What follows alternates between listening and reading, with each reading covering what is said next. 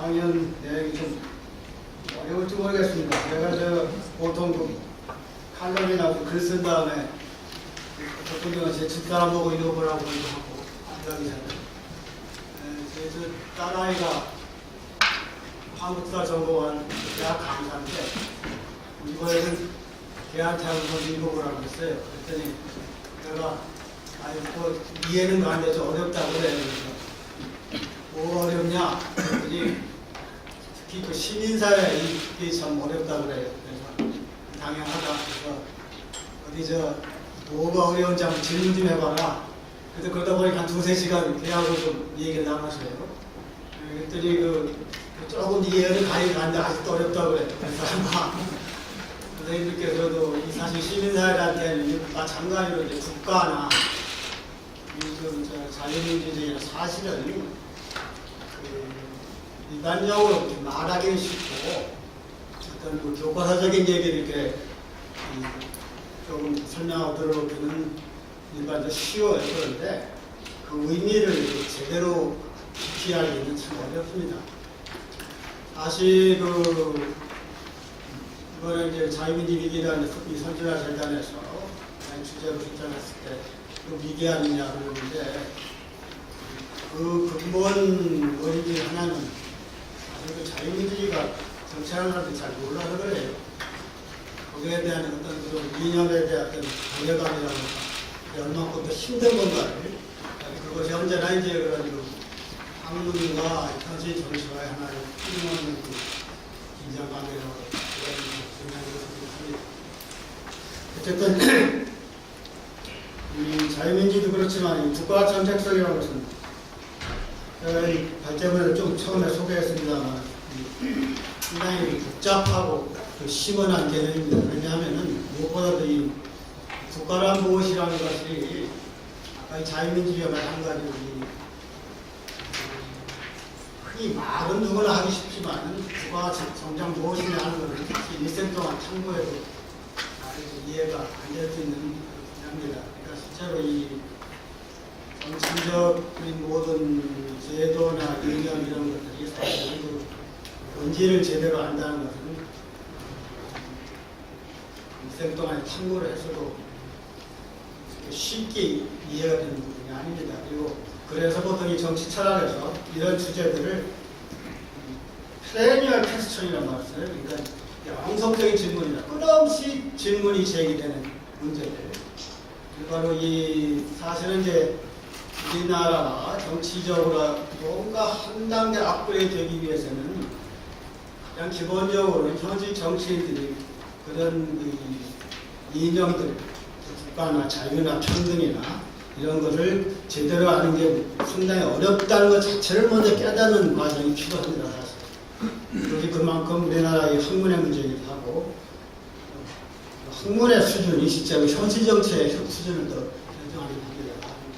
그거까지 말씀입니다. 그래서 제가 오늘 사실 주제가 국가정책생 위기 진단과 처방이라고 하는데 사실 이 진단과 처방은 행정부에서 무슨 정책 결정할 때 이런 진단과 처방 이런 수준의 건 당연히 필요합니다. 그런데 이런 국가정책적 위기도 진단과 처방이라는 거 당연히 접근해야 되죠. 하지만 그냥 간단하게 이러이렇게 해서 진단하고 이러해서 처방한다 이런 수준의 논의는 실제로 너무 심하게 얘기하면 그런 수준만 누가 논의를 한다면 사실은 거짓말입니다. 그건 있을 수 없습니다.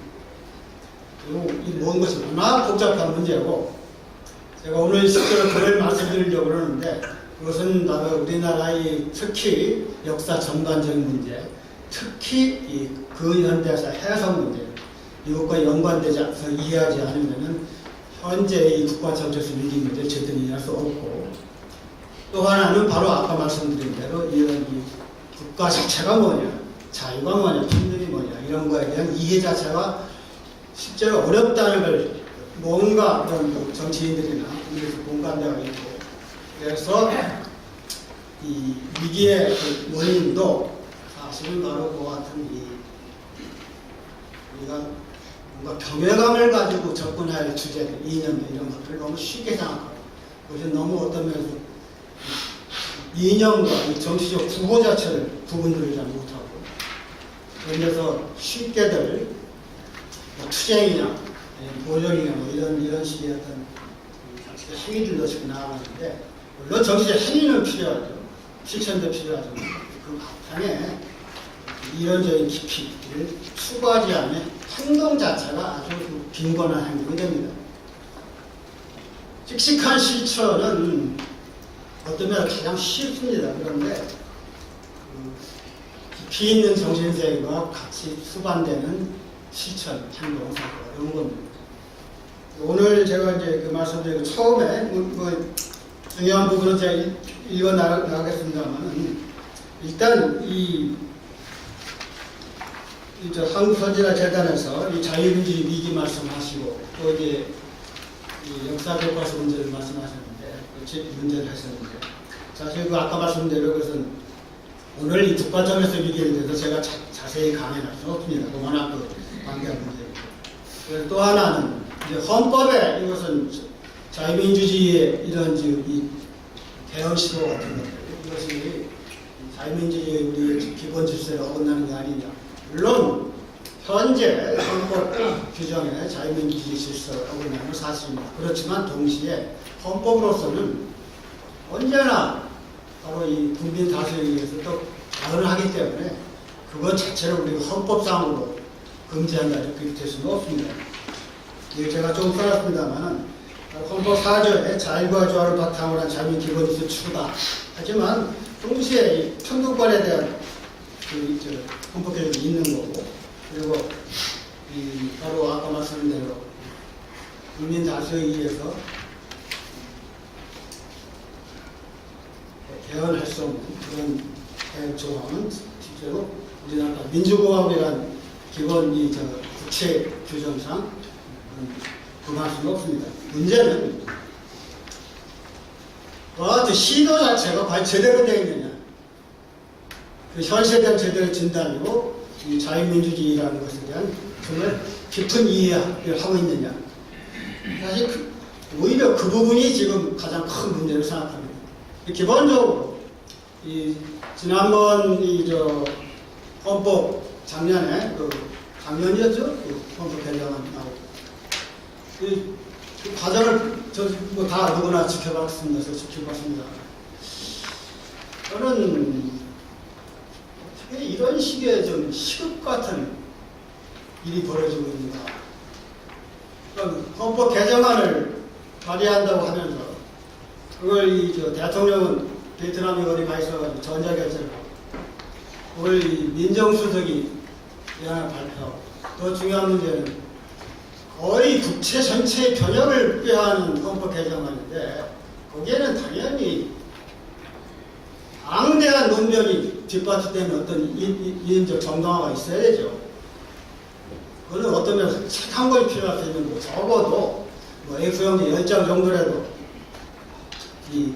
자기들 정권의 개헌의 정당성을 설명하는 그런 논변이 있어야 되죠. 마치 이 헌법 개정안이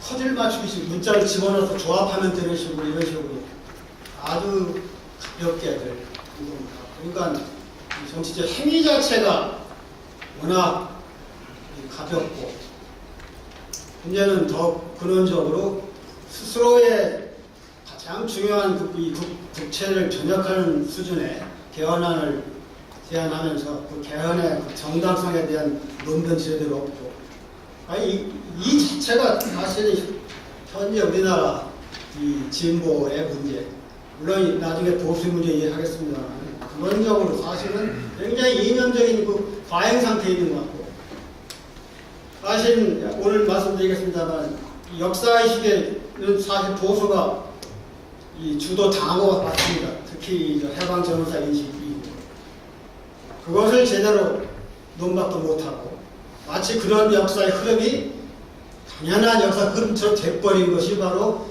현재의 정치 현실입니다. 그것을 제대로 극복하지 못하면 단순히 보수가 입장 처한다는 문제에 떠나서 국가의 현실 자체를 제대로 이해하지 못하고 언제 국가의 현실은 바로 이 역사성의 문제를 떠나서 이해할 수 없습니다.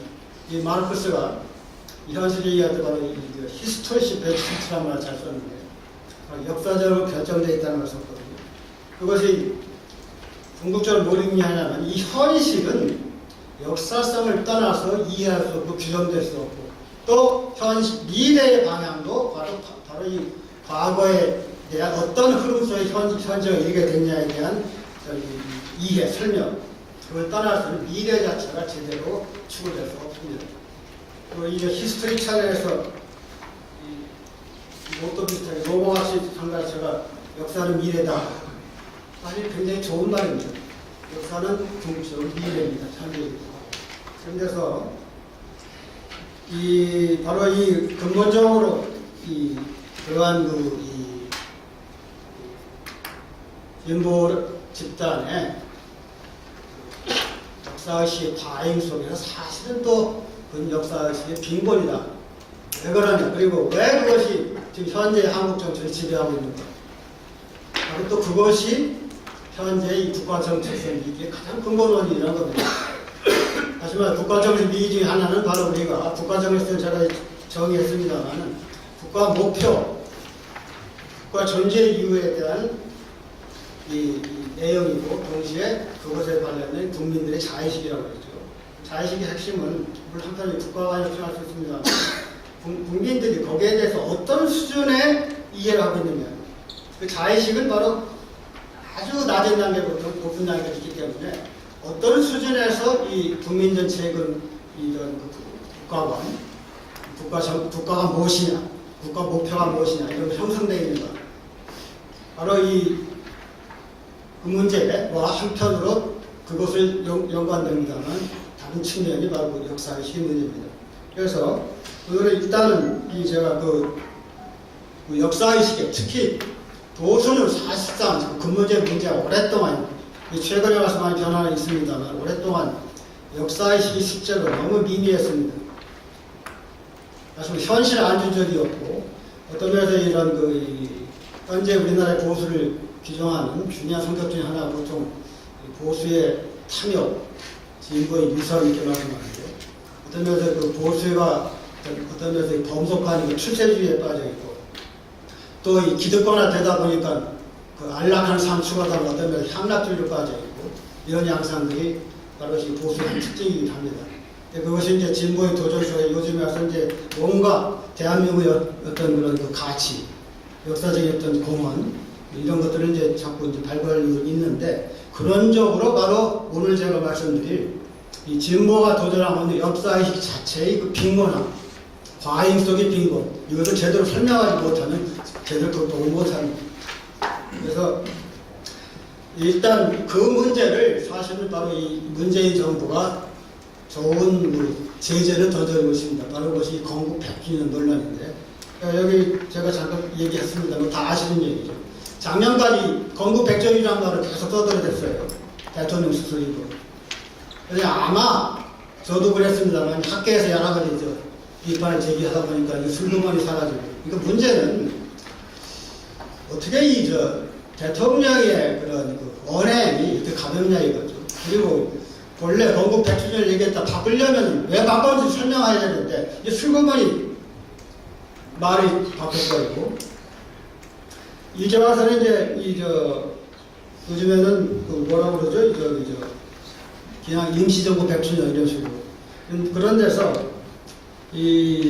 많이들 지적을 합니다만은 대한민국 48년 건국이라는 게 아주 좀 못마땅한 심리를 갖고 있어서 그걸 부정을 하고 싶은데 이거 어떻게 부정할까 하다가 어떤 모 학자 몇 명이서 그 임시정부가 건국이다 거기에 그걸 얼른 받아들였다가 이 학계에서 뭔가 비난이 세다 보니까 이제 슬그머니 감추고서 이제 다시 임시정부 100주년 기념한다 하는데 사실 이 건국이 언제냐 하는 것은 그건 정말 국가적인 문제예요. 국가의 존재성과 관련된 문제인데 이런 문제들을 바로 이렇게 또 가볍게들 얘기를 하고 있고 하지만 더 근원적인 문제는 바로 임시정부를 이미 이제 그것은 정부 입장에서 이제 사라져가고 있습니다만 임시정부 설립이 건국이라고 하는 것은 사실 제가 좀 간단히 오류라고 그랬는데, 좀 어불성설입니다. 제가 간단히 얘기하면, 실제로 이 임시정부란 말 자체가 삼쪽입니다. 참여한 주체들이 건국을 대비하기 위해서 임시로 정부를 만들었다고 하는데, 왜 그것이 건국이냐, 이 상식적인 논리로 봐도 이상하고요. 중요한 건 좀 더 깊이 들어가면 사실 이 건국론을 주장하는 사람들이 건국 개념이 몰라요. 무엇이 건국이고 정부수에 어떻게 다른지 그걸 설명도 못하고 있고. 물론 바로 우리가 국가의 성립을 할 때 흔히 공법으로 얘기하는 영토 주권, 국민 뭐 얘기합니다만은 바로 이 영토 이 주권 문제, 그리고 특히 제가 국가의 실존이라고 얘기했습니다만 국제법 인정 문제, 이런 걸 떠나서 국가가 성립하는 게 아닌데, 거의 대한민국에서 출발은 그게 건국 아니냐, 그런 식으로 얘기하면 건국은 그냥 담그면서 얘기를 끝내야지 말이죠. 근데 사실은 안 그렇거든요. 조선시대도 건국이라고 그러지 않습니까? 제가 딴 데서 발표했습니다만, 도정이 대한제국을 건설할 때는 새로운 국채를 만들었으면 그것도 건국이라 할 수 있죠. 근데 그런 말도 안 하거든요. 그러니까 그런 식의 논리적인 비리 말씀도 있고, 어쨌든 더 중요한 건 물론 바로 이 반헌법적이라는 얘기죠. 여기서 제가 자세히 설명하기 힘듭니다만, 제가 이제 여기 삼쪽에 각주 3번에 제가 건국론 자체의 허구성에 들어가 딴 글에 썼을 때 한번 그냥 참조하시기 바랍니다. 이 바로 이 현행 헌법, 그러니까 89년 헌법 개정 헌법에서 바로 이 법통이란 말을 쓰고 있는데, 임시정 법통이니까 이게 이제 임시정부의 규정이고 전문에서 이것은 어디까지나 정신적 정통을 이어받는다는 얘기죠. 그것이 바로 건국이라는 의미는 절대로 아닌 거고, 더 나아가서 이 정부에서 실제로 재헌헌법 가지고 이게 건국이 하는데, 실제로 재헌헌법에서는 민주독립국가의 재건이라는 말을 쓰고 있거든요. 그 재건이라는 말은 그 자체가 건국이라는 말은 아니죠. 원래 임시정부 건국이라는 말은 아니죠. 다시 말해서 그건 임시정부 했던 것을 이제 독립했으니 새롭게 국가를 건설한다 이 말이기 때문에 실제로 이 헌법상 뻗어나는 겁니다. 근데 문제는 바로 왜 이런 대한민국의 48년 건국을 부정하고 싶은 심리가 있느냐. 물론 거기에는 이제 우리가 많이 진보 쪽의 인사들, 언사들 듣고서 그런 심리들을 이제 충분히 우리가 아는데, 더 중요한 것은 단순히 심리를 떠나서 그들 나무들의 어떤 역사의식에 확신이 있다는 얘기죠. 그 확신이 사실은 제가 오늘 말씀드린 것은 허구와 이선의 역사의식이라는 거고, 왜 허구와 이선이냐를 이제 오늘 제가 설명드리려고 하는데, 그 설명의 핵심적인 개념 중에 하나가 이제 당연히 국가라는 개념과 더불어 시민사회라는 개념입니다. 이 시민사회 개념이 조금 난해하고 어려운 개념이 나중에 설명드리겠습니다. 어쨌든 그 허구와 이선의 역사의식을 제가 간단히 한번 일부러 정리해 봤습니다. 그러니까 근현대사의 진행 과정, 우리는 도덕적이었고 근대화를 스스로 추구할 수 있는 역량이 충분히 있었는데도 부도덕한 일본 제국주의 폭력에 의해 국권을 침탈당하면서 자생적으로 근대화를 추구할 기회를 박탈하였다. 해방 후 한국의 시민사회는 민주주의 시장을 충분한 역량을 갖추었는데, 외세와 결탁한 반민족적인 친일 독재 세력 때문에 오랫동안 민주주의 시험이 지체되었다. 왜 이것이 이러한 역사의식에 사고와 미소에 있느냐를 우리 이제 간략하게 바로 이 대한민국 근대사의 흐름을 종합하면서 말씀드리겠습니다. 그걸 위해서는 바로 이 역사를 단순한 개별 기술적인 차원에서가 아니라 개념적 인식이 필요합니다. 왜냐하면 이 모든 역사의 모든 사건들, 사실들은 언제나 이런 사회과학, 정치학적 개념을 떠나서 이해할 수 있는 게 아닙니다. 그러니까 바로 그 실체가 뭐냐면 바로 이런 개념에 대한 철두철미한 인식 속에서 추론되는 겁니다. 그 부분은 좀 어려운 부분이기 때문에 제가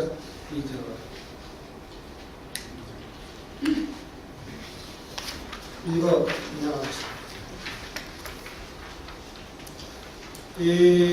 일단 식민지 상태가 뭐냐를 단순히 망국이라는 어떤 정서적인 차원이 아니라 개념적으로 실체를 이해할 필요가 있습니다. 4쪽에 두 번째 문제입니다. 식민지 상태란 민족적 정서 차원에서 망국으로 불리는 수치스러운 국가 주권의 상식이지만 통치체제의 차원에서는 한민족 통치의 주체가 조선 왕조에서 일본의 메이지 정부로 대체되면서 한민족 시민사회의 대부분은 일본 정부의 하부 기관인 조선 총독부의 통치를 갖게 되었음을 의미한다. 당시 세계사적 상황에서 한민족의 구성원 대부분은 로마 시민 통치하의 유대인과 같이 디아스포라를 선택하지 않는 한 일본 식민 통치에 순응하면서 사회경제의 삶을 살아갈 수 없었다는 것이다. 물론 한민족의 일부는 이민이나 정치적 망명 등의 방식으로 한반도 밖으로 이주하여 중국이나 미국, 러시아 등 다른 국가의 통치하에서 그 시민사회에 완전히 동화되거나 그 국가체제나 정부의 정책 또는 정치적 상황이 허용하는 자율성의 범위 안에서 민족적 정체성을 유지하는 가운데 그 시민사회 일부로서 경제, 사회, 문화, 삶을 여기겠습니다. 사실입니다. 자, 여기서 이제 민족은 일단 물론 복잡한 개념입니다만은 일반적으로 대충 상식적으로 안다고 일단 전제를 하고 이 시민사회라는 개념이 복잡하기 때문에 간단히 좀 더 설명을 그래서 드렸습니다. 간단히 정의해요. 시민사회란 개인 혹은 가정이라는 사적인 집단과 국가라는 공적인 통치체제를 매개하는 중간 영역이자 재화 및 용역의 생산과 교환이라는 분업활동이 이루어지는 실제적 혹은 가상적 공간을 지칭한다. 특히 이제 강조하고 싶은 모든 민족은 국가의 형태를 존립하지 그렇지 못하든 현재 가장 큰 쟁점이 쿠르드족 같은 거예요. 근데 이 바로 쿠르드족은 여러분 그냥 민족이다 해서 민족과 터키나 이란 이렇게 대립된다 그것도 당연한 사실입니다만 그 이전에 단순한 쿠르드족이라는 민족으로서가 아니라 쿠르드족의 자기들 나름으로 생존하는 어떤 분업체계가 존재합니다. 다시 말해서 어떠한 민족이 단순한 개인의 민족을 불리는 개인들의 결합으로 민족은 존재하지 않습니다. 언제나 그 시민사회 형태로 다시 말해서 민족적 어떤 이런 분업체계를 이루면서 그것이 더 응집력을 가지면서 다른 민족들에 대해서 배타성을 갖고 동지성을 갖고 그래서 우리가 흔히 말해서 이제 국가를 이루느냐 이제 국가를 이루는 과정이 사실 쉬운 게 아니죠. 그러니까 우리 역사에서 이 첫나라의 등장 같은 건 사실 굉장히 그 만주족으로서는 위대한 역사의 과정입니다. 다시 말해서 흩어졌던 부족들이 물론 그 전에 금나라 역사가 있습니다만은 바로 유로아치 같은 거로 새로운 아마 세종당 영화를 받았을 거로 추정하는데 자기는 만주 문자를 만들어내고 그러면서 바로 하나의 이 중화에 대한 어떤 면에서 이 만주족이 상당한 민족적 자긍심을 가지고 새로운 국가를 형성하면서 결국 이 부패한 이 명왕조를 쓰러뜨린 건데 이 현재 이제 쿠르드족 같은 경우 이해할 핵심이 그렇습니다. 이 사람들 나름대로 뭔가 이제 그런 시민사회를 형성하면서 분업체계 이루고 살아가고 있는데 문제는 제가 보기에 뭔가 영웅적인 인물이 나와야 돼요. 쿠르드족에서. 하지만 그걸 전체적으로 통합하면서 정말 이 민족 투쟁, 다른 국가의 투쟁을 승리로 이끌어가는 그런 강력한 지도자가 나왔을 때 이 쿠르드족이 아마 독립할 수 있는데 그게 절대로 민족 독립, 민족 국가를 이루는 건 속된 말로 공짜는 없습니다. 아주 험난한 과정인데 그래서 우리 민족적 영웅이 역사적으로 또 끊임없이 칭송되는 겁니다. 그래서 어쨌든 이 중요한 것은 시민사회에서는 이 모든 인간의 일상적인 행위는 다 벌어지고 있습니다. 그건 바로 이런 물질 생산 교환뿐만 아니라 언제나 물질 생산 교환에는 또 그것을 계약이라든지 이런 것들을 뭔가 정당화하는 어떤 도덕 논리가 등장하게 되고 그러다 보면은 거기에 이 종교, 문화 또 그런 것들을 뭔가 탐구하고 정치도 이끌어가는 학문 이런 것이 서서히 형성되는 겁니다. 근데 그것이 형성되면서 아까 말씀드린 대로 다른 민족과의 관계 속에 특히 영토가 필요하기 때문에 그 영토의 문제는 물론 삶의 영역이 있습니다만 그 영역이 얼마만큼 배타적으로 다른 국가나 다른 민족으로부터 보호할 수 있느냐, 그러려면 바로 이 국가가 필요한 겁니다. 우리가 지금 바로 식민지 시대를 위한 핵심은 한민족의 시민사회는 존속해왔습니다. 다만 통치를 우리가 타민족에 위탁하라는 게 상시상고고 주권상실이라는 얘기죠.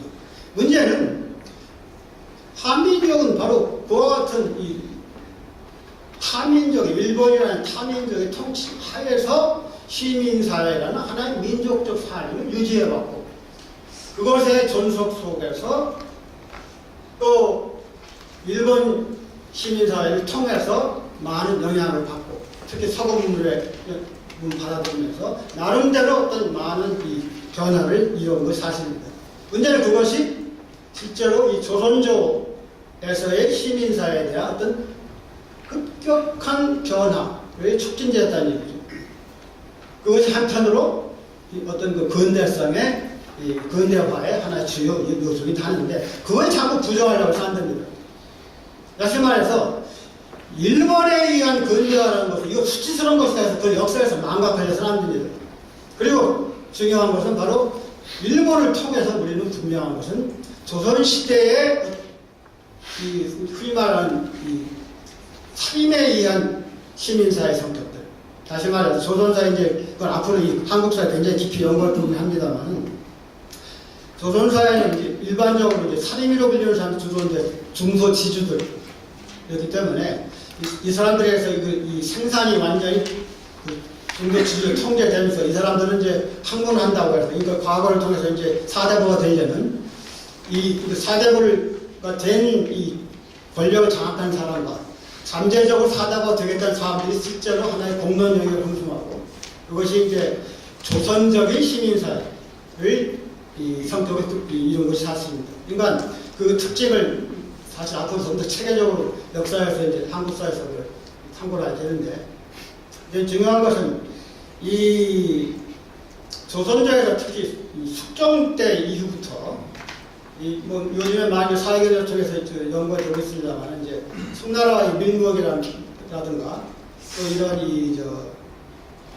반무역, 일본과의 또 조건무역이라든가 일무역, 그것도 압니다. 이런 걸 통해서 아주 획기적으로 시장이 활성화됩니다.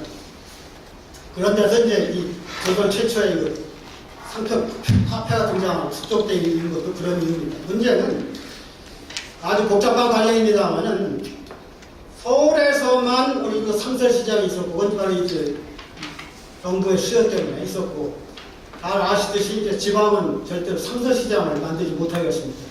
바로 이제 5일장만 정도 허용한 거고, 다시 말해서 어느 정도 상업이 발전하고 거기에 따라서 이런 상업의 발전은 항상 이제 생산도 증가하기 마련인데, 그걸 실제로 조선주의 살인, 바로 도덕주의 살인 체계가 그걸 실제로 끊임없이 억눌러 온 겁니다.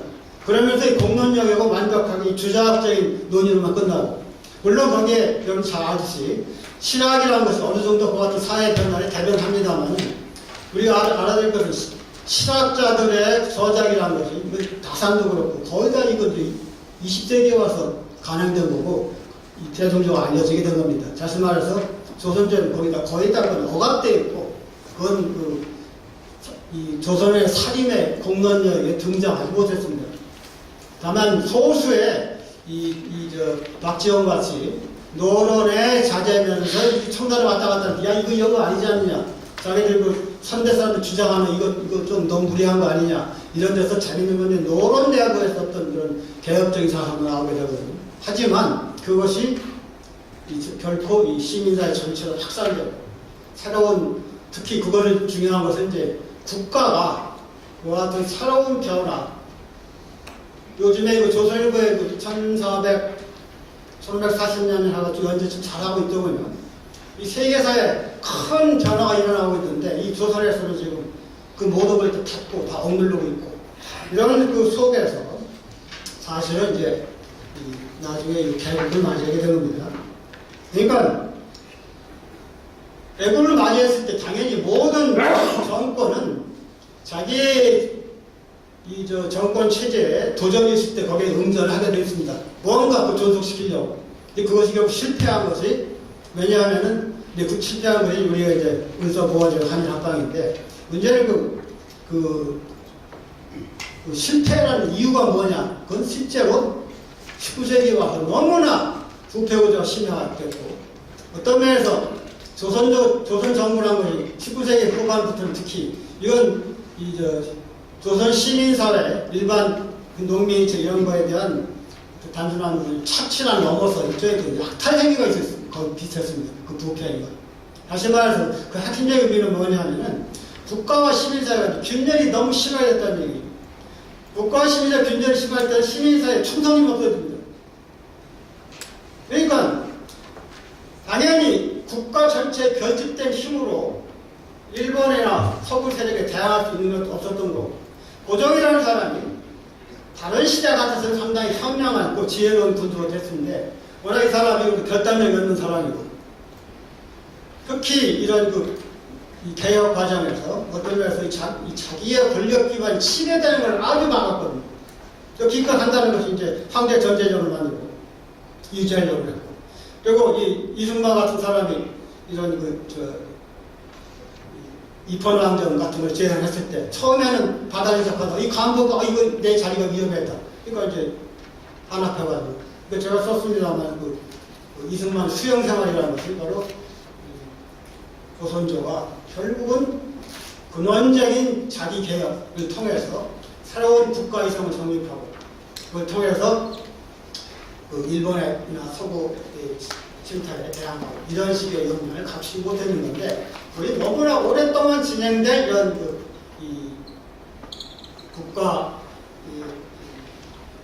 시민사회와 이 국가 사이의 분열과 그에 따라서 이제 결코 국가 전체에 응집된 힘으로 새로운 국가 목표를 정립한다는 다른 말로 하면 보통 이제 국가 이성이라고 그러죠.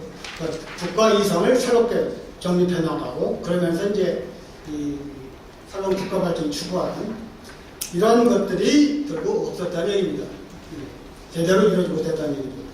오히려 바로 실제로 이 조선의 쇠퇴는 저는 이제 인조반도도 시작했다고 하는 건데 결국은 이 임진왜란은 한 번에 호되게 당했는데 결국 한다는 제조적이라 떠들어야 되고 경제화하는데 결국 이 국치의 이 최고점에 이르렀는데 결국 그것을 소중화라든가 수주자들이라든가 존주대의 결국은 이름뿐인 복수 설치라든가 결국은 효정의 사람이 상당히 약간 순진한 사람이라 아버지의 뜻을 이어한다 했지만은 결국 말린 게 살인칭이거든요.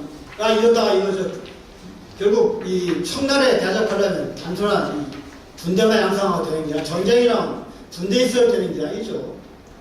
군대를 먹여 살릴 모든 보급 이런 걸 풍부해야 되는 건데 그런 거 없이 일시적으로 군량을 모아보고 그랬다고 전쟁을 한다? 이건 참 어리석은 짓인데 그러니까 이 살인 측에서 또 이 집권자 측에서 잘못하다만 자기들 정권이 위협하게 하다 보니까 끊임없이 바로 이 조선 후기의 노론과 왕권 간의 대립 관계, 기상관 이런 것이 바로 조선 후기 역사를 결정해 왔습니다.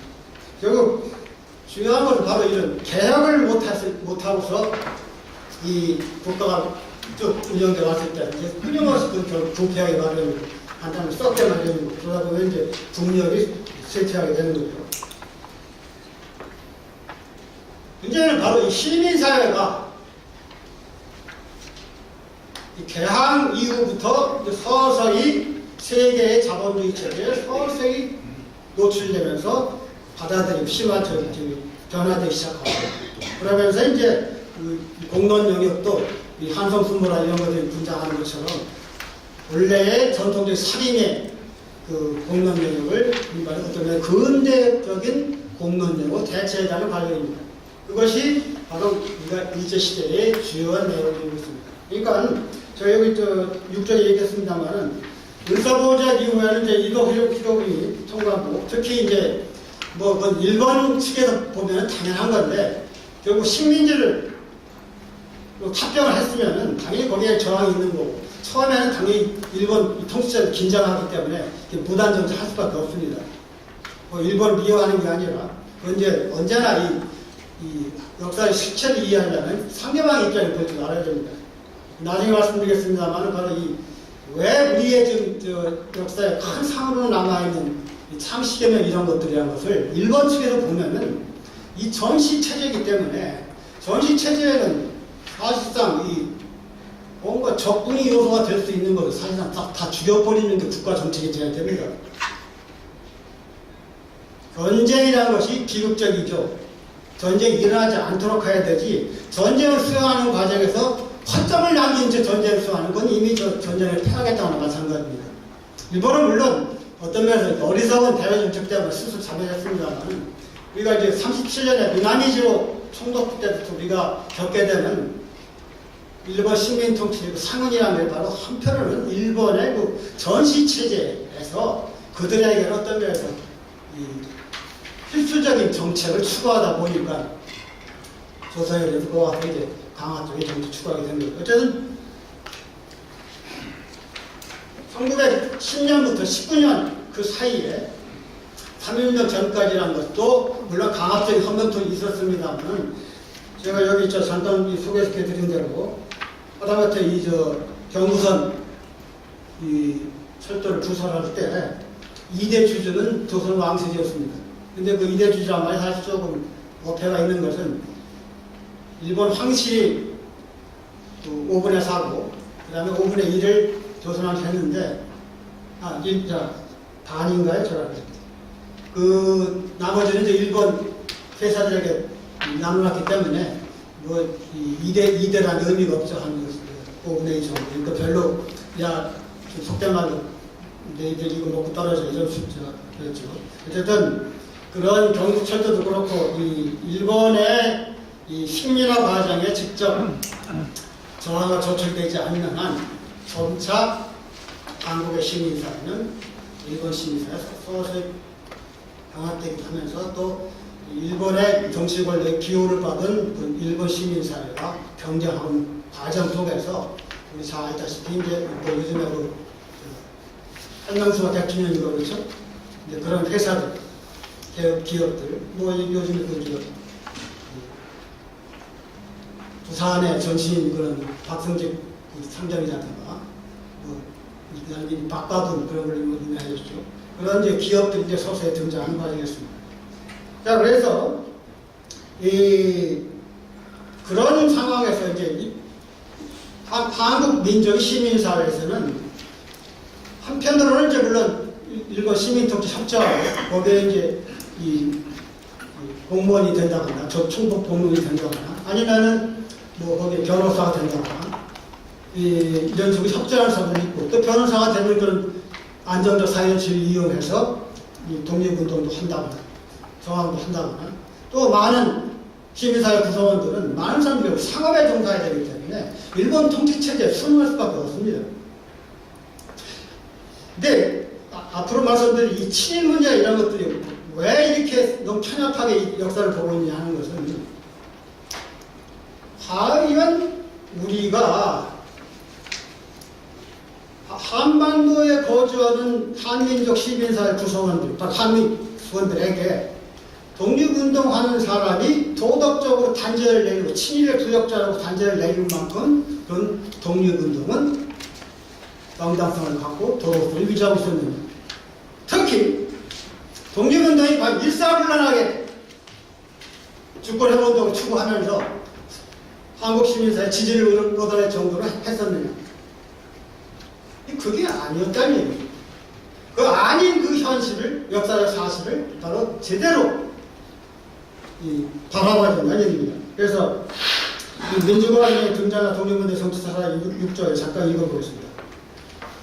식민통치 시대의 한민족이 국가생활 차원이 아닌 시민사회 통합체를 통해 집단적 삶을 유지하는 시기다.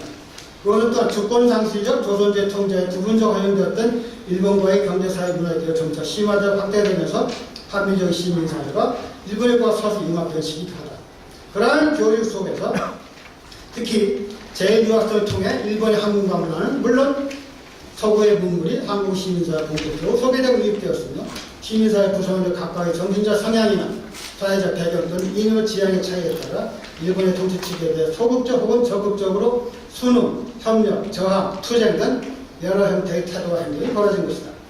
민족, 국가, 시민사회 관계에 대한 그와 같은 거시적 관점에서 건국의 시점 문제와 직접 관련있는 이민정부 수립의 역사의 실체가 무엇임을 파악될 수 있다. 자, 임시정부 등장은 잘 아시다시피 요즘에 3.1운동이 지났죠. 이 3.1운동은 사실 정말로 한민족 역사에 거대한 위대한 사건입니다. 그건 바로 최초의 거대한 거적적인 시민운동입니다. 그 역사에 그런 사건은 없었습니다.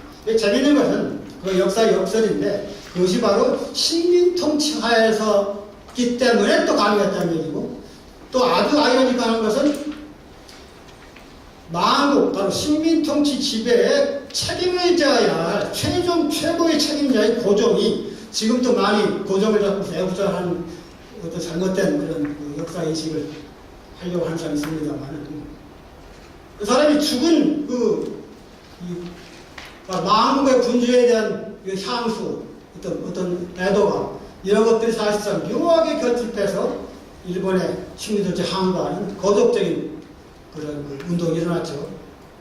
그걸 바탕으로 또 잘 아시다시피 이제 2차 대전 패전 종전의 상황, 밀슨의 민족 자유주의자 이런 것들 실제로 일본의 왜 283에 일어나냐면은 그 전에 18년에 일본 유학생들이 바로 먼저 이 세계사적 흐름들을 알게 되고, 당시에 뉴스를 통해서 야, 이게 큰 호기가 왔구나, 이런 것들이 이제 그런 정보를 접하게 되고 그랬던 것입니다. 그래서 중요한 것은 3.1운동을 통해서 어떤 면에서 우리 민족사에 이제 독립운동 하라 하는 일종의 민족적인 정원 명령이 떨어진 겁니다. 그러니까 이 점에서 우리가 알아야 될 것은 당연히 우리가 시민사회가 결집되고 만약 조선왕조에 충성이 있었다면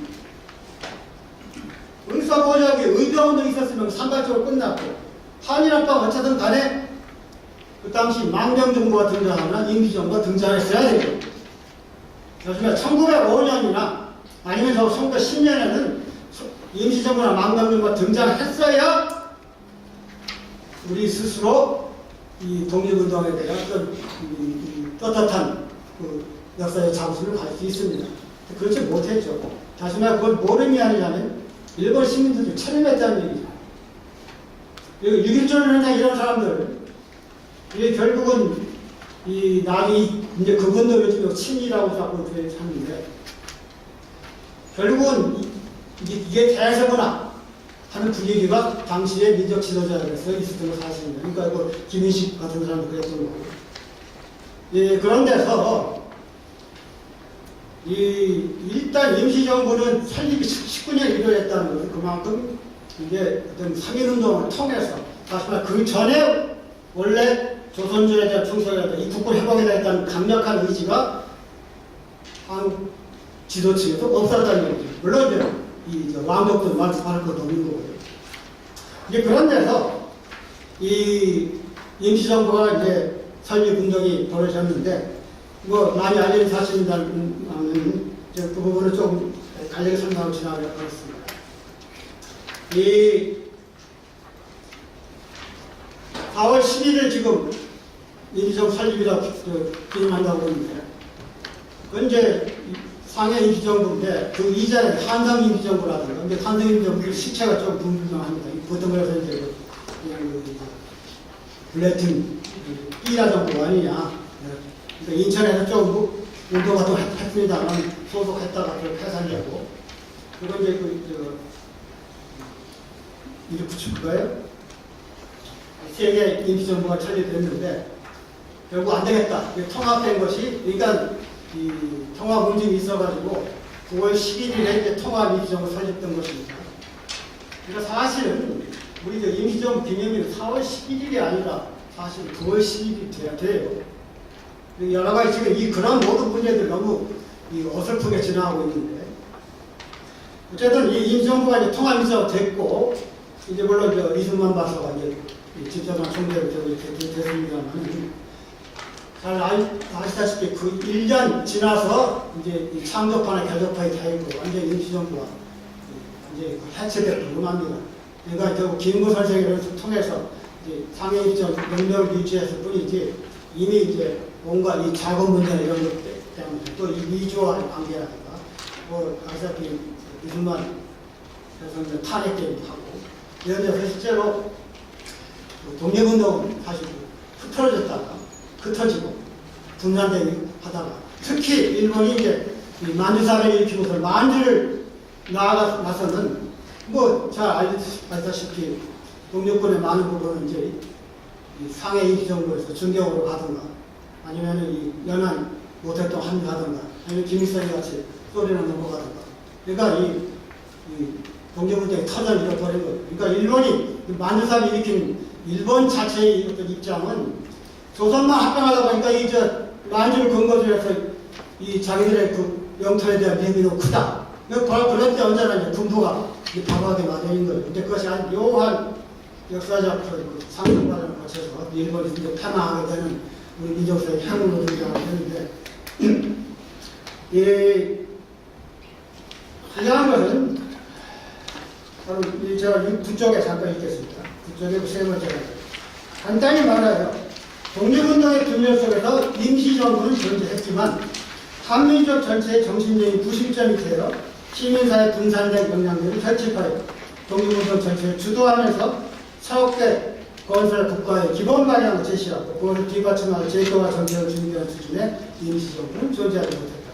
뭐 이거에 대한 자각은 있습니다. 바로 그 임시정부 내에서 창의 중경에서 한독당 창설하던 그런 어떤 이 자각 필요성 때문에 사실 한독당이 창설됩니다. 하지만 과연 이 임시정부 전체를 이끌어갈 구심이 되는 이념적인 체계를 제시하고 또 제도를 마련하고 또 바로 그 부시점에서 독립운동을 이끌 이런 임시정부가 존재한 건 아니었다는 겁니다.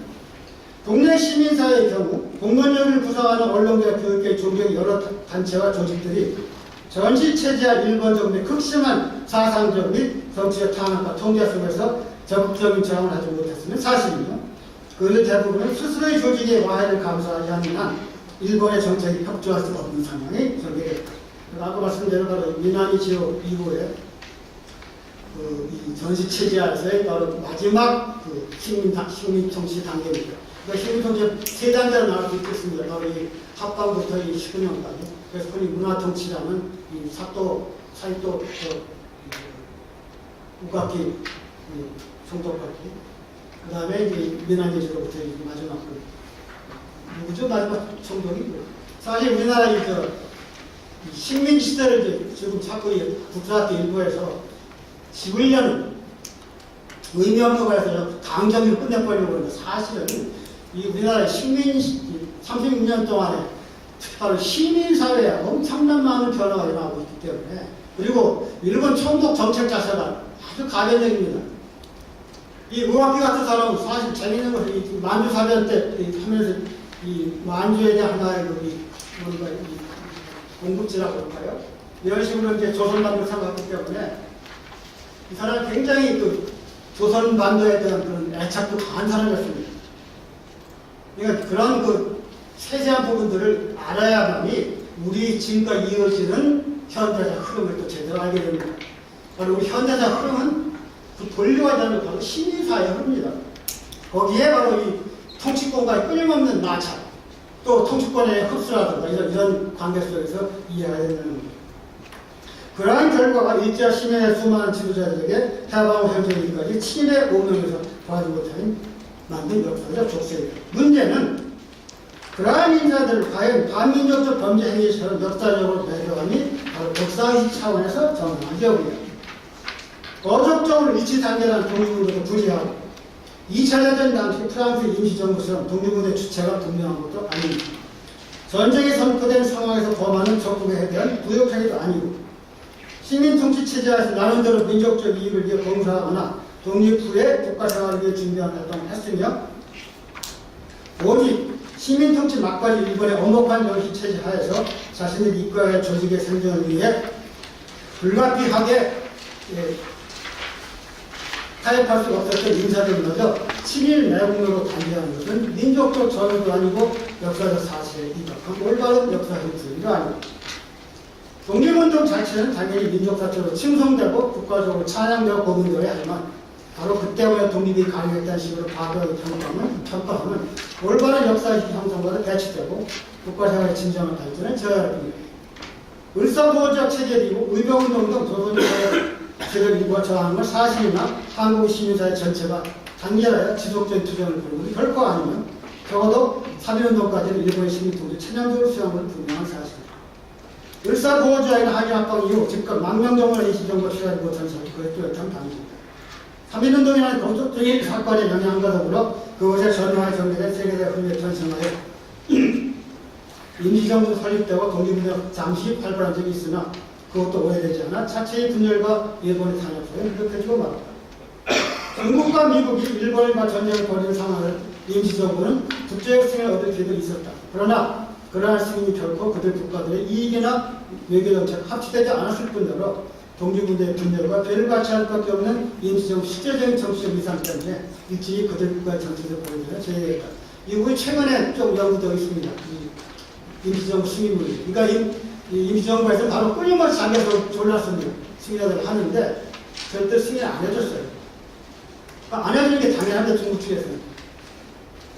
승인해주면 벌써 나중에 전후의 처리 과정에서 자기들의 그런 여러 가지 재량권을 제한받기 때문에. 그러니까 우리가 이제 카이로 선언에서 장개석이 적극적으로 스와치라고 루즈벨트 때 강조해서 한국 독립시켰다 하는데 그 이면은 뭐냐면 장개석은 일단 한국의 독립이라는 것은 이제 자기들이 굉장히 애타하는 것은 자기들의 건국 같은 조선이 일본의 이러한 경쟁국에 먹혔기 때문에 이거 다 찾아오겠다는 겁니다. 사실.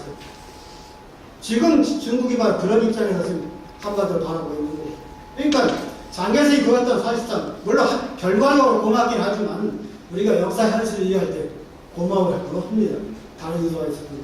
제가 이해하겠습니다. 다 됐습니다. 그리고 바로 광복군 도와준 건 사실이죠. 그런데 그 광복군이 한 300명입니다. 중대병력입니다. 지금 이제 보통 이 광복군이 한 500명 됐다는 것은 나중에 일본이 패전하는 속에 갑자기 광복군 수가 막 들어왔습니다. 야, 나중에 뛰어보자. 어쨌든 간에 500명이 됐거든요. 500명 가지고 만일 한반도에 진군한다. 그 당시 관동군이 70만이었습니다. 아마 몰살당을 떠나서 아예 그런 식의 진군이 아마 존재하지 않았을 겁니다. 결국은 이 미국이 또 처음에 임시정부 승인을 고려했는데 이 가만히 보니까 너무 임시정부라고 하는 친구 너무 많고 가만히 보니까 독립운동이 너무 흩어져 있고 이거 괜히 임시정부 하나 상해 준경이 했다가는 그 국제적인 망신이죠. 그런 고려를 한 거고 실제로 이 광복군 설립에 미국 소장이 김구 전쟁과 타협해가지고 갔는데 나중에 그 사람 문책당했어요. 정말 너 내 허락도 없이 함부로 왜 광복을 설립하겠니? 중요한 국가 정책입니다. 그 장군 입장에서 제가 이름을 기억하는 이사는 뭐 그냥 전쟁 수행할 필요할 거 아니냐 했는데 그것은 한 임시정 군대를 마련해준다는 것은 크게 이 명분을 높여주는 거기 때문에 미국 입장에서 함부로 할 수 있는 게 아니었죠. 결과적으로 광복은 민족사적 역사성을 전제로 외세의 시대를 어둠에서 벗어나 비축권 상태를 비유하는 말이다. 그런데 한나 아래대법을 이용하려면 45년 8월 한미정 빛을 보는 해방의 강경을 누렸지만 자유가 되지는 않았다. 해방은 국가적 자유의 조건이 그 시절은 아니기 때문에 리버럴이겠지만은 프리덤 얻은 건 아니랍니다. 해방과 건국이 이어지는 한국 현대적 전개는 그와 같은 역사적 및 정리사적 연속과 단절을 맺는데 이어질 수 있으며 대한민국 미래와 나아가야 새로운 국가생활을 하는 동안 그러한 역사 상이 국도에 모색되었습니다. 이 부분을 제가 조금 약간 자극적인 언어도 떴습니다만은 조금 이 결론 부분에 좀 해결 이건 참고로 말씀드리는 거죠. 다시 말해 이 핵심은 시민사회는 국가를 통해서 이 대타적인 경계를 얻고 또 다른 민족이나 국가와의 바로 우리나라 주권을 행사하게 될 수 있는 겁니다. 이가 바로 시민사회의 그 완성의 국가라는 거고, 그래서 그런 시민사회 국가의 문제는 시민사회 떠나서 우리가 이해할 수 없다는 겁니다. 근데 그거에 대한 가장 그 정치 철학적으로 체계적인 그 논들을 제시한 사람이 해결이고 법철학입니다. 워낙 그 어려운 책입니다. 그래서 제가 참고로 말씀드렸고요. 마지막 거 읽겠습니다. 올바르고 효율적인 정치의 구현은 언제나 인간과 실질적입니다. 사회 현실 이 부분은 침소봉대하거나 분식 또는 호도하지 않고 그 전체를 정면으로 접하면서 그 실제를 철저하게 규명하는 데 있다. 그러한 규명의 출발은 개별적인 사실의 전부를 철저하게 드러내면서 동시에 그것들 사이의 동체적인 연관성을 역사의 흐름 전반에 대한 총체의 시각에서 파악하는 데 있다. 역사적 현실은 극복의 대상이지 심리적 망각이나 감정적 편향이나 도덕적 분식이 대상이 아니다. 개인적 자아 정체성의 미디어 혼란을 일으키는 정신분열증이나 편집증의 치유가 환자의 무의식을 구성하는 과거의 심리적 억압이나 상흔을 정신과 의사의 인도로 인식의 차원으로 드러내면서 그 실체를 허심탄회하게 받아들이는 방식을 통해 이루어지듯이 비록 차원은 다르지만 국가 정체성의 이익한 방식이 적용됩니다. 심각한 정치적 분열의 근저에는 역사의 상흔 진행 과정의 혜택과 피해를 입은 집단 및 그 후에들 각각의 세속적 우월감이나 정치적 상흔에 기인한 현실증이 있다. 그것은 보수의 이름으로 기득권에 집착하여 변화를 거부하는 형태의 현실증으로 나타날 수 있으며 진보라는 이름으로 과거 역사를 부정하거나 특정 이념에 교조적 혹은 광신적으로 집착하는 편집증으로 나타날 수 있다. 그러한 편집증의 해소는 바로 역사 사실에 대한 분식이나 망각이 아니라 그 전체를 총체적으로 드러내고 허심탄회하게 인정하는 데를 출발해야 합니다. 그렇지 못할 때 허구와 위선의 역사의식이 작동하게 되면 그러한 역사의식으로부터 사회를 지배하는 여러 형태의 오도된 관력이나 행태가 발생하게 됩니다. 국가집권 상실의 주범인 고정을 위시한 조선왕조에 대한 부당한 의무나 그것과 역사의 연속성에 대한 과도 집착과 더불어 조선적 시대차이 사고적이고 수구적인 이데올로기인 위정척사 이념의 위선적인 도덕주의와 편협한 민족주의 감정이 결합된 적과 동의 구분의 편집입니다. 그것이 일본이라는 국가에 대한 치졸한 수준의 적대감 및 비하의식과 함께 북한에 대한 분권은 비합리적이고 비효식적인 친밀감의 원천입니다. 그것이 개인이나 집단의 특이한 성향이나 사회적 배경에 따라서는 적인 모두 진영에 대한 뒤틀린 증오심, 또는 니체가 유명한 것, 밀상트만이라는 것이 나옵니다. 증폭되긴 합니다. 우리의 삶과 정신적인 엄정하는 식민시대의 가치인 유산마저 역사에서 지으려는 반역사적 시도, 외교단체 흐름과 국제적 현실을 무시하거나 외면한 채 독립운동의 의미를 무조건 과대평가를 하고 민주주의 진정한 이상이 무엇인지 제대로 탐색하지 못하면서 국가가 직면한 대외적 구조를 무시한 채 민주주의란 마치 어디서나 의심할 수 있는 구현되는 식의 민주주의에 대한 우상숭배, 개인적 차원의 도덕관으로 국가 행위를 제대로 행태 등은 그러한 파생입니다. 허구와 위선의 역사의식의 극복은 한국 근현대사의 불미한 19세기 후반이고 100여 년의 장기화에 걸쳐 진행된 조선왕조 시민 통치, 대한민국이 이루어지는 국체의 변화 과정이라는 거대한 역사적 변화의 과정이라는 사실에 대한 인식과 더불어 그 실체를 제대로 파악하고 그 사실을 솔직하고 정보를 잘 수발해야 합니다. 무엇보다 해방은 우리 스스로의 결집된 민족적 역량과 독자의 추정에 했기 때문에 아니라는 엄연한 사실을 인정해야 합니다.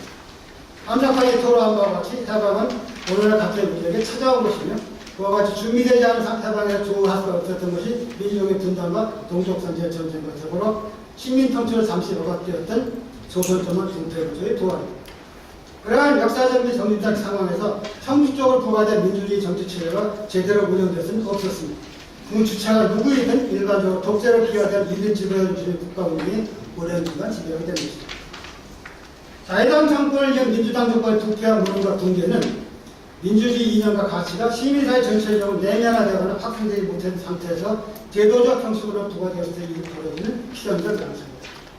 5.16이라는 군사 쿠데타는 비헌정적 방식의 정권교체를 의미해서 바람직한 사건은 아닙니다. 그러나 6.25 전쟁 직후 상호 강멸의 좌우대립 분위기가 지배하는 정리사적 상황에서 여러 가지 우연과 아이라이가 작동할 성공한 그 쿠데타가 은대화라는 새로운 국가 목표의 정립을 통해 단군 이래 최초의 경제적 변형을 인정하는 등 민족사회에 거대한 전환점을 가져온 것은 분명한 사실입니다. 그러한 역사적 사실을 부정하거나 도덕적으로 단죄하는 것은 현재의 국가적 상대를 부정하는 반역사적 자가당착일 뿐이다. 무엇보다 쿠데타 발생의 1차적인 책임은 쿠데타 세력이 아니라 당연히 국민이 위임한 국가 권력을 제대로 행사하지도 지키지도 못한 민주당 정부의 무능과 부패와 분열에 물어야 합니다.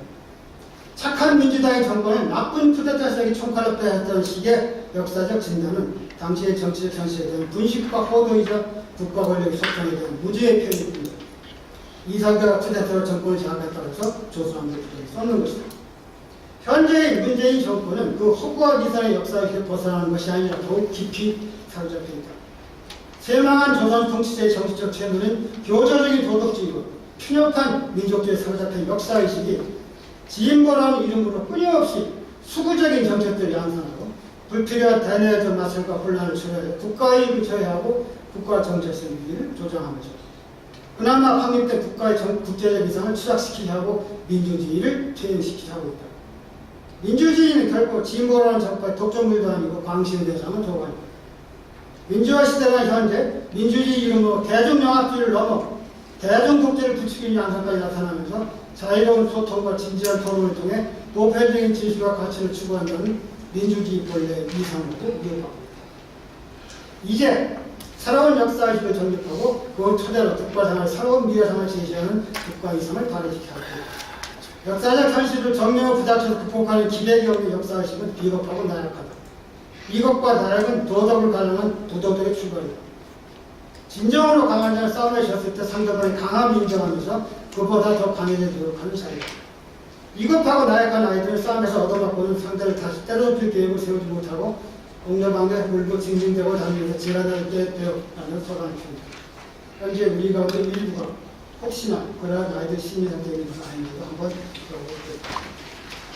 감사합니다. 김공덕입니다. 제게 토론의 시간이 주어질는지 모르겠습니다.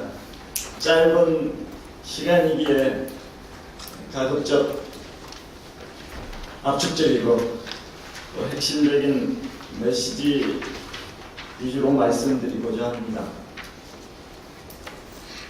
국가 정체성 문제를 본다는 것은 지금 오늘 우리의 대한민국이 가는 길이 가고 있는 좌표가 보편가치적이고 또 대한민국 모두가 지향하는 그 침로, 그 가치의 방향으로 가고 있는가를 점검하는 기회라고 생각합니다.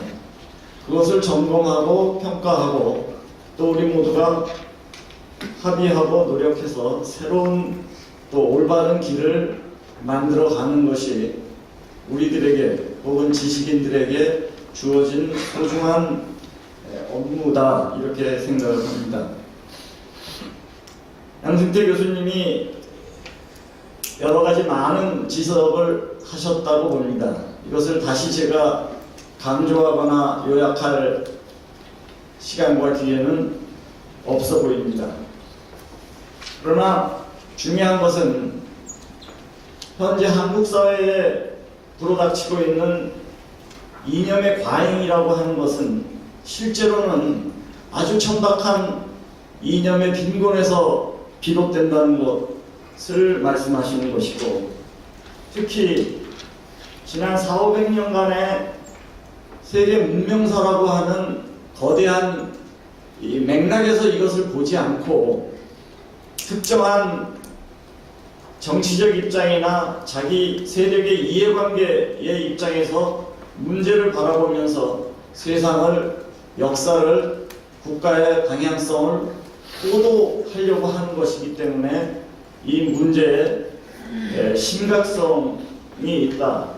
것이고, 특히 이 지난 100여 년간의 140년간의 시민사회의 면면한 성장 과정 속에서 한국 사회를 균형적으로 객관적으로 바라봐야 한다는 것으로 요약될 수 있다고 봅니다. 저는 한마디로 말씀드린다면 대한민국이 지난 근현대 140년이든 혹은 대한민국을 건국한 이래 70년이든 매우 올바른 길을 정당하게 진안하게 힘겹게 창출해 왔다는 부분에 대해서 우리 모두가 확신해야 된다고 생각합니다. 그것은 왜 그러냐 하면은 우리가 크게 세 가지 문제를 극복해야 됐습니다.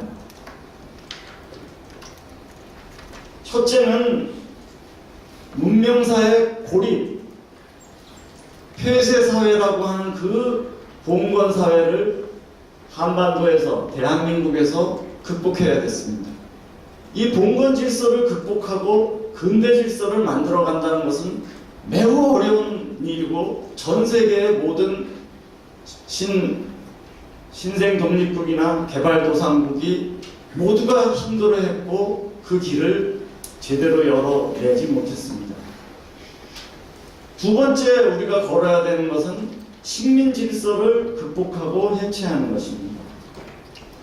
이 식민 질서를 해체한다는 것은 단지 일본이라고 하는 사회를 비판하고 욕하고 그러는 것을 훨씬 넘어서는 것입니다.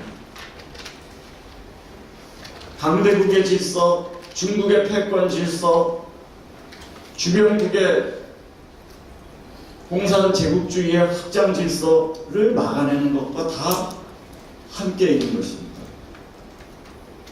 세 번째 질서는 우리 사회 한반도의 전체주의 질서, 공산주의 질서를 극복해내는 것입니다. 자유를 유린하고 재산권을 부정하는 그 전체주의 질서를 극복해낸다는 것은 많은 나라에서 가지 못한 길입니다. 대한민국은 이 세 가지 질서, 봉건 질서를 끝내고 근대 질서를 열고 식민 질서를 종식시키고 주권 독립의 길을 만들고 또 많은 나라들이 가야 했고 갔던 전체주의 질서, 공산주의 질서를 막아내고 극복해서 만들어낸 나라라는 점에서 오늘 대한민국의 이 위상, 모델 국가라는 것이 오늘에 와 있다라고 보여집니다. 조금 더 쉽게 얘기한다면 폴란드를 한번 생각해 보면 알 수 있습니다. 비슷한 처지라고 볼 수도 있습니다. 폴란드가 만들어진 지내온 봉건 질서, 절대주의 왕권, 전근대 질서를 극복해야 되면서 히틀러라고 하는 군국주의 질서도 극복해내야 되고 또 다른 의미로 보면은 소련이라고 하는 러시아의 공산주의 질서도 공산 전체주의도 극복해야 됩니다. 그것을 극복해낸 나라만이 봉건 질서를 극복하고 식민 질서를 극복하고 공산 질서를 극복한 나라만이 오늘 한국과 같은 나라를 열 수 있었다고 보여집니다. 그것을 열지 못한 북한이나 중국이나 베트남이나 라오스나 수많은 나라들이 간 길을 보면 우리가 어떤 길을 걸어왔는가를 쉽게 이해해 볼 수 있다고 봅니다. 봉건 질서를 극복한다면서 공산 질서로 간 나라들이 많습니다. 주변의 대부분입니다. 식민 질서를 극복한다면서 전체주의 질서를 만든 나라들이 대부분입니다. 그런 면에서 대한민국이 걸어왔던 길에 대한 자부심과 자랑, 이것을 계승해서 어떻게 더 발전시키고 더 성숙시킬 것이냐에 대한 관점에서 바라봐야 된다고 봅니다. 그런데 문재인 정부에서 지난 140년의 근대 질서의 성장의 특정 부분만을 거론하고 계승하고 그 부분만을 얘기하고 있다는데 문제가 있습니다. 5.18 광주 정신을 계승한다. 60 항쟁을 계승한다라고 하는 이 커다란 역사에 어떻게 특정 역사만을 부각시키고 그것을 계승해야 되고 그것을 헌법에 반영시킨다는 것인지에 대한 문제의 본질입니다. 이것이 얼마나 보편 질서, 대한민국 질서에 가는 방향, 길을 왜곡시키고 잘못된 길로 끌고 갈 수밖에 없다는 것인지에 대한 이해가 분명해진다고 보여요.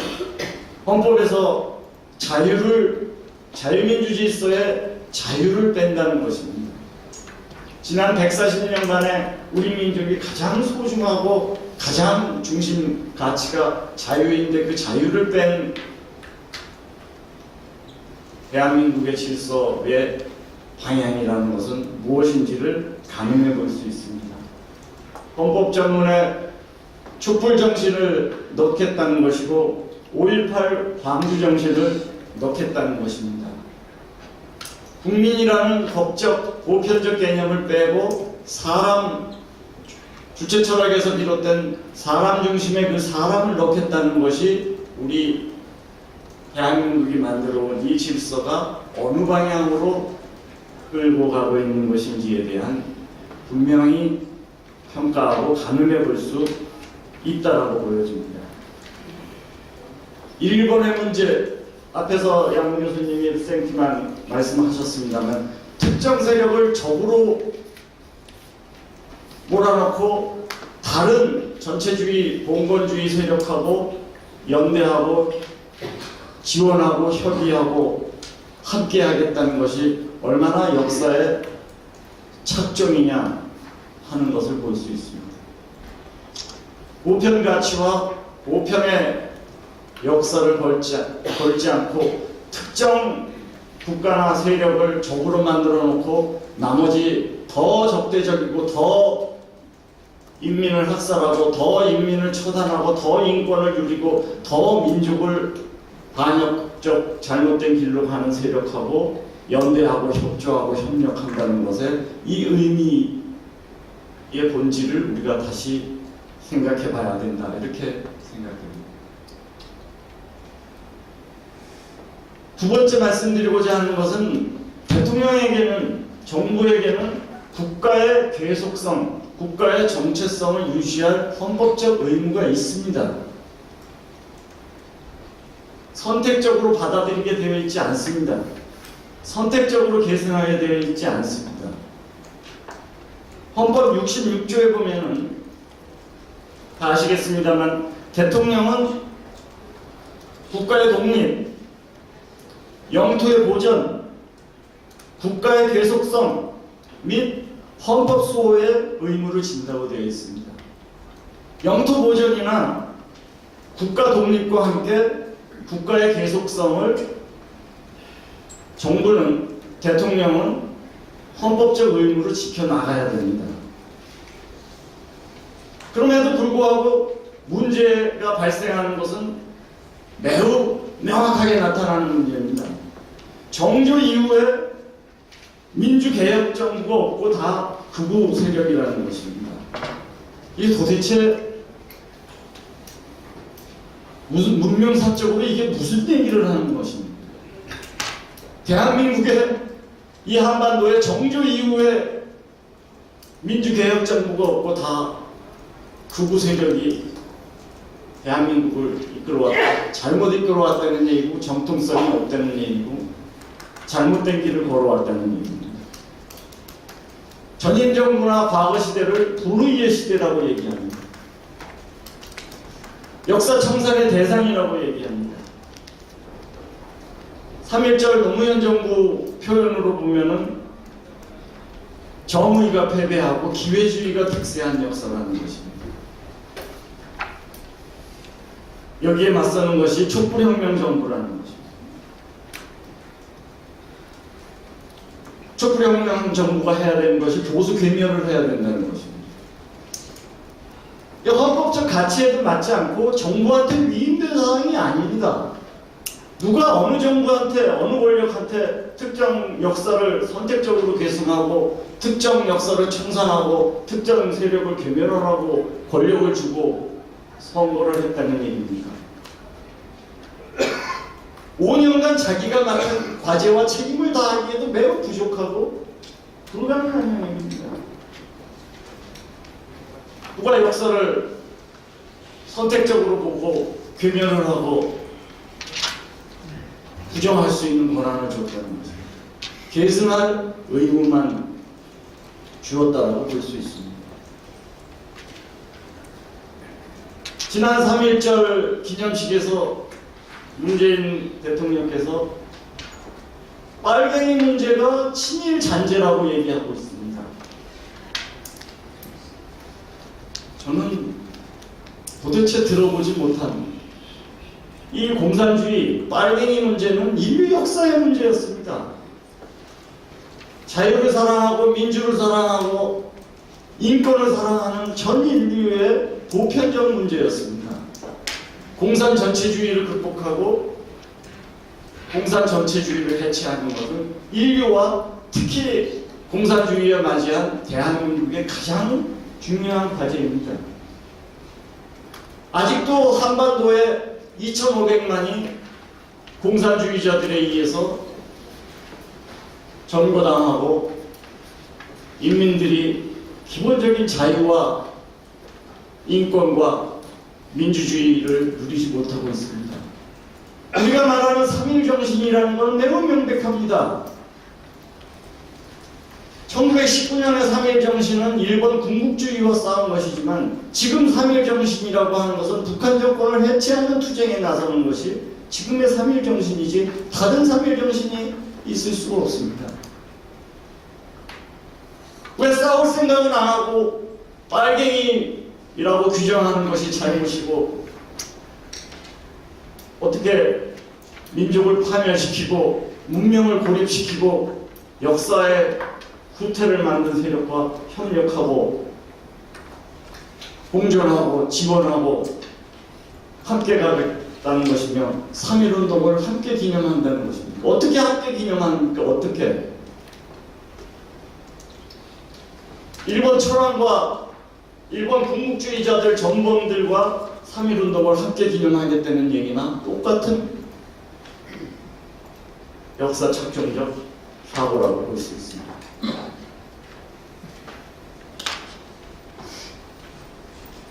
더 이상 진행하기가 어렵다는 상황 때문에 두 가지 정도 말씀드려야 되지만 여기서 종결하는 것으로 하겠습니다.